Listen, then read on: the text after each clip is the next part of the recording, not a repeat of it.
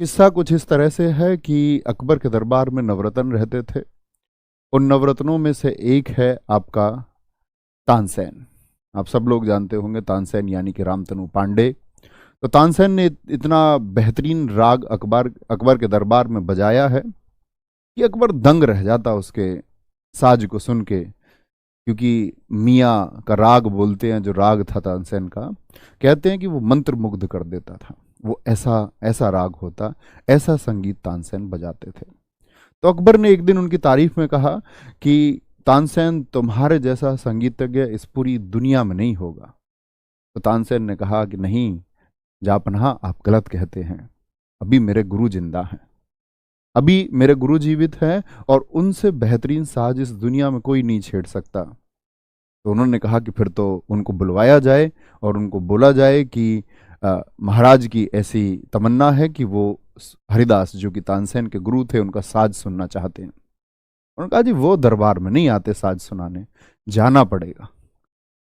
तो वो पहुंच गए। उन्होंने कहा जी तानसेन से कहा कि अब अपने गुरु हरिदास को बुला के लाओ कि अकबर आए। बोले जी नहीं, बुलाने से भी साज नहीं छेड़ेंगे, वो तो अपनी मर्जी से साज छेड़ते हैं।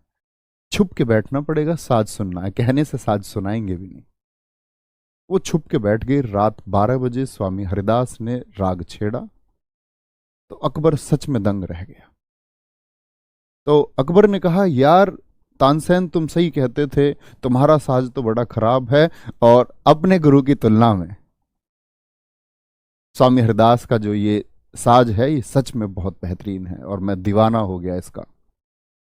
तो उन्होंने कहा कि ऐसा क्यों है, पर तुम ये क्यों नहीं बजा सकते, तुम ये क्यों नहीं सीख सकते, ये तरंगे तुम क्यों नहीं पैदा कर सकते। तो उन्होंने कहा जी मेरा मेरा जो कार्य है ना वो बंधा हुआ है राजदरबार के प्रति, लेकिन मेरे गुरु जो है ना वो स्वतंत्र रूप से साज को बजाते हैं। तो मित्र, अध्ययन भी ऐसी ही चीज है। इसको स्वतंत्र रह के करना, बहुत ध्यानपूर्वक करना, अन्य बंधनों को तोड़ के करना।